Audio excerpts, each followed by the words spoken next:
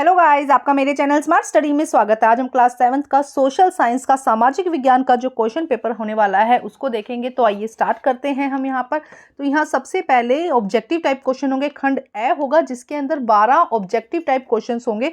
तो आइए स्टार्ट करते हैं। हम हिंदी और इंग्लिश मीडियम दोनों को ही साथ में करेंगे। देखो क्या कहा गया है, किसी जीवित प्राणी के चारों ओर पाए जाने वाले लोग, स्थान, वस्तुएं, प्रकृति को कहते हैं।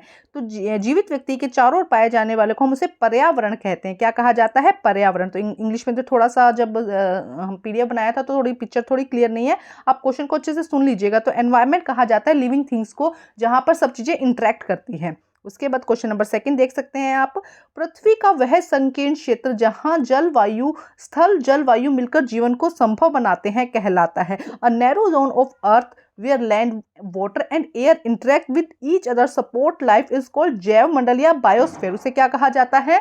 बायोस्फीयर या जैव मंडल। प्रश्न नंबर 3 देख सकते हैं हम क्या कहा गया है। प्रश्न नंबर 3 में हो जाएगा, वाराणसी शहर किस नदी के तट पर स्थित है? Varanasi is located on the bank of which river? तो बी गंगा इसका सही आंसर हो जाएगा। नेक्स्ट क्वेश्चन देखिए, क्वेश्चन नंबर 4 क्या है, बहुमत प्राप्त करने वाले शासक दल को क्या कहते हैं? Party that gets the majority and the rule is called. तो सत्ताधारी दल, उसे क्या कहा जाता है? Ruling party. नेक्स्ट क्वेश्चन देखिए, मानव वन्य प्राणी अभयारण्य कहाँ स्थित है?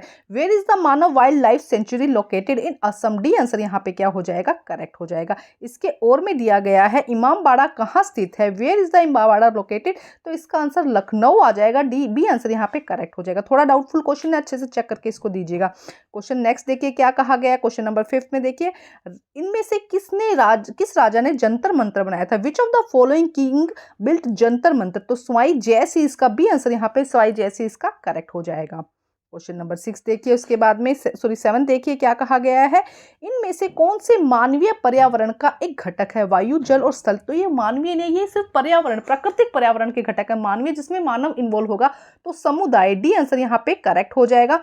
Which among the following is a component of human environment? देखो ह्यूमन एनवायरनमेंट जहां पर ह्यूमन होगा, तो air, water and land human ने नहीं बनाया है, वो किसने बनाया है? नेचर ने बनाया है। तो इसका आंसर डी कम्युनिटी हो जाएगा। नेक्स्ट देखिए क्या कहा गया। क्वेश्चन नंबर, हम यहाँ पे बात करते हैं क्वेश्चन नंबर 8 की, मियाजे सिराज कौन था? हु इज द मियाजे सिराज? तो मियाजे सिराज हिस्टोरियन था, इतिहासकार था। डी आंसर यहाँ पे क्या हो जाएगा? सही हो जाएगा। क्वेश्चन नंबर 9 देखिए क्या कहा गया, आपको मेरे चैनल पर सैंपल पेपर मिल जाएंगे, आप वहां से जरूर क्वेश्चन करके आइएगा। बहुत ही इंपॉर्टेंट क्वेश्चन है, हर एक सब्जेक्ट का सैंपल पेपर मिल जाएगा, आप अच्छे से वहां से तैयारी कर सकते हैं। उसकी एक प्ले लिस्ट बनी है, इजिली आप उस वहां से देख सकते हैं। गुरु नानक ने किसे अपना उत्तराधिकारी बनाया था? Whom did Guru Nanak appointed as a successor? तो गुरु अंगद देव। बी आंसर यहाँ पे क्या हो जाएगा? सही हो जाएगा, गुरु अंगद देव। नेक्स्ट क्वेश्चन देखते हैं हम, क्वेश्चन नंबर 9, गुरु नानक ने किस, हमने कर लिया है सॉरी। इसके बाद नेक्स्ट क्वेश्चन देखते हैं क्या कहा गया है। क्वेश्चन नंबर 10 यहाँ पर देखिए क्या कहा गया है, वायुमंडल में किस परत में मौसम संबंधी लगभग सभी घटनाएं होती है? Which is the layer the atmosphere all the most weather phenomena is occur? तो देखो वेदर फिनोमिना कहाँ पर होता है? शोभ मंडल, ट्रोपोस्फेयर। क्योंकि इस तरह से आपको पता होगा जो परतें हैं, तो सबसे पहले जो तापमान, अगर हम समताप मंडल की बात करते हैं तो वहां पे तापमान स्थिर है, वहां कोई तापमान नहीं है। उससे सबसे पहले आता है शोभ मंडल। वहीं पे जितनी भी वेदर की घटनाएं होनी है, मौसम संबंधी घटनाएं कहाँ होती है? शोभ मंडल में। ठीक है, समताप मंडल हो जाता है जहाँ पे प्लेन चलाए जाते हैं, क्योंकि वहां का तापमान हमेशा समान रहता है, इसीलिए समताप मंडल या स्ट्रेटोस्फेयर कहते हैं हम। तो इसका आंसर हो जाएगा ट्रोपोस्फेयर।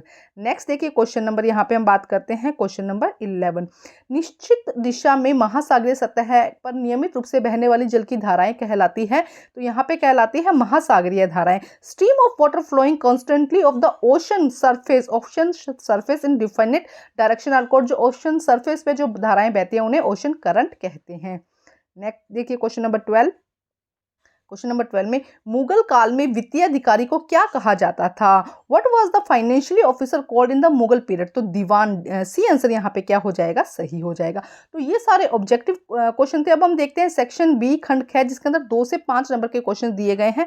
तो सेकंड क्वेश्चन देखिए, संत कबीर के किन किन उपदेशों को आप अपने जीवन में अपनाना चाहेंगे और क्यों? तो देखो ये क्वेश्चन आपको सैंपल पेपर में भी दिया गया है। सैंपल पेपर में इस तरह के बहुत इंपॉर्टेंट क्वेश्चन आप जरूर वहां से पढ़कर जाइएगा, प्ले लिस्ट मिल जाएगी, वहां से आप देख सकते हैं। हैं। तो संत कबीर ने क्या कहा था कि झूठ नहीं बोलना, सत्य के रास्ते पर चलना है। इस तरह से आप कुछ भी लिख सकते हैं, कुछ भी अच्छे उपदेश जो आप तक आज तक आपने किसी से भी सुने हैं, अच्छे शब्दों का जिनमें प्रयोग का भी अच्छे तरीके से बोलना, विनम्रता से बोलना, इस तरह का कुछ भी आप ऐड ऑन करके यहाँ पर लिख सकते हैं। तो ये अपने शब्दों में आपको इसमें लिखना होगा। और क्यों लिखना होगा? क्योंकि हमें मानवता सिखाते हैं ये सब ना, ठीक है। जानवरों से भी प्रेम करना है ना, सबसे प्यार से बोलना, ये सब हो जाएगा। क्वेश्चन नंबर 3 देखते हैं। पवन के विभिन्न प्रकारों को बताइए। Describe the various type of wind. देखते हैं इसका आंसर हम। तो आप देखिए यहाँ पे क्या हो जाएगा। स्थायी पवने, मौसमी पवने और स्थानीय पवने। व्यापारिक, पश्चिम और पूर्वी पवने सालों भर निश्चित दिशा में चलने वाली होती है। मौसमी पवने अलग अलग ऋतुओं में दिशा बदलने वाली होती है। मानसूनी पवने हो जाएगा इसका एग्जाम्पल। और किसी क्षेत्र विशेष पर चलने वाली जो पवने हैं उन्हें हम क्या कहते हैं? उसे हम कहते हैं, तो इन्हें हम क्या कहते हैं? स्थानीय पवने, मौसमी पवने और स्थायी पवने। स्थायी पवने जो हमेशा एक दिशा में बहती है, मौसमी जो मौसम के अनुसार बहती है, और स्थानीय पवने जो किसी, जैसे राजस्थान में लू चलना ना, तो वो मौसम के हिसाब से या विशेष क्षेत्र विशेष में ही चलती है, तो उसे हम क्या कहते हैं? स्थानीय पवने कहते हैं। नेक्स्ट देखते हैं।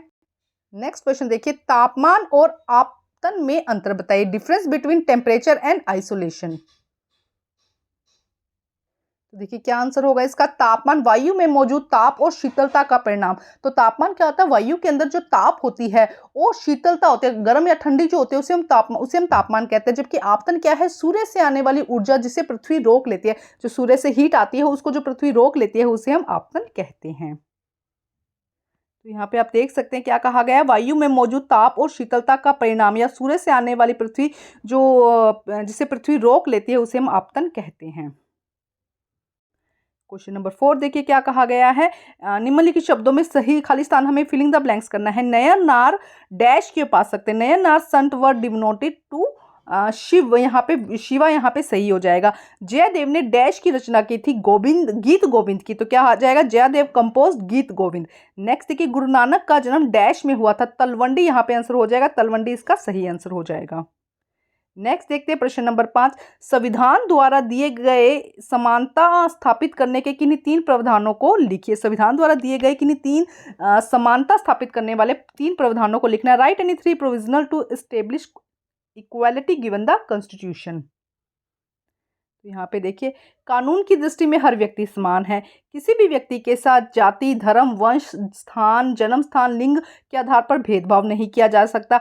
हर व्यक्ति को सार्वजनिक स्थानों का उपयोग का अधिकार होता है। या इससे रिलेटेड, मतलब इक्वालिटी से रिलेटेड, कि सभी व्यक्ति को सभी सार्वजनिक स्थान है उसका उपयोग कर सकते हैं। किसी भी व्यक्ति के साथ जाति, धर्म, वंश के नाम पर या जन्म स्थान के नाम पर, लिंग के आधार पर कि वो मेल है या फीमेल है, कोई भेदभाव नहीं किया जा सकता। हर दृष्टि से हर एक व्यक्ति क्या है? समान है।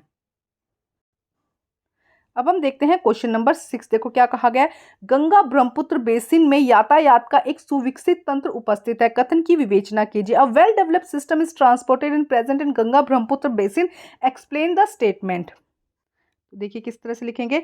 गंगा ब्रह्मपुत्र बेसिन में यातायात के 4 मार्ग सुविकसित हैं। मैदानी इलाकों में सड़क मार्ग, रेल मार्ग की सुगम व्यवस्था है। तटीय क्षेत्रों में जल मार्ग यातायात का प्रभावशाली माध्यम है। तटीय क्षेत्रों में हुगली जैसे महत्वपूर्ण पतन है। तो इस तरह से आप यहाँ पर लिखना है आपको। इसी के अथवा में क्वेश्चन दिया, जनसंख्या घनत्व से आप क्या समझते हैं? गंगा ब्रह्मपुत्र बेसिन में अधिक जनसंख्या घनत्व के क्या कारण है? What do you understand by the term of population density? What are the reason of high density in Ganga Brahmaputra basin? तो देखिए क्या आंसर हो जाएगा। जनसंख्या घनत्व, 1 वर्ग किलोमीटर क्षेत्र में रहने वाले लोगों की संख्या को हम क्या कहते हैं? जनसंख्या घनत्व कहते हैं। और वहां पर समतल भूमि है, उपजाऊ मिट्टी है, अधिक वर्षा है, इसके कारण वहां पे जनसंख्या घनत्व अधिक है। प्रश्न नंबर 7 देखिए क्या कहा गया। प्रश्न नंबर 7 में, यदि आप एक खिलौना किसी मॉल से खरीदते हैं तो वह महंगा आता है, लेकिन वही खिलौना आप किसी साप्ताहिक बाजार से खरीदते हैं तो सस्ता होता है, ऐसा क्यों?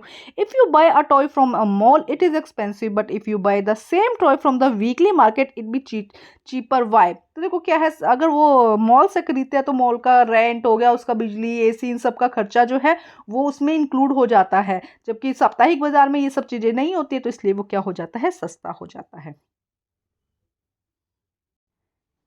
ऐसा ही सेम क्वेश्चन सैंपल पेपर में भी आप वहां पे भी देख सकते हैं कि देखो क्या होगा। मॉल के अंदर एक तो बिजली पानी का खर्चा लगेगा, उसका रेंट लगेगा, वहां पे कर्मचारी का व्यय हो जाएगा, टैक्स अलग हो जाएगा और ये सब चीज़ें मिला के वो महंगा हो जाता है। जबकि जो साप्ताहिक बाजार है वहाँ पे ये सब खर्चे नहीं होते हैं, तो एग्जैक्ट प्राइस होता है उसी से रिलेट। अगर ऐसा पूछ लिया जाए कि लोग वहाँ से लेना कम पसंद करते हैं, जो अमीर लोग हैं वो कम लेना पसंद करते हैं, जबकि जो मिडिल क्लास है वो लेना अधिक पसंद करते हैं, तो क्योंकि वहाँ पे क्या है, रिजनेबल प्राइस मिल जाता है, इसीलिए वहाँ पे लेंगे। जबकि अमीर लोग क्या देखते हैं, ब्रांड देखते हैं। ऐसे ऐसे क्वेश्चंस हैं आपके सैंपल पेपर में, आप वहाँ से कर सकते हैं। अब हम देखते हैं आगे के क्वेश्चन। खंड घ आता है जिसमें आपको एक पैराग्राफ दिया गया है, उसी से रीड करना है और उससे रिलेटेड फिर यहाँ पे क्या है, ये प्रश्न पूछे गए हैं, तो आपको इनको अच्छे से तैयार कर लेना है। आप यहाँ पर देख सकते हैं इनके आंसर्स।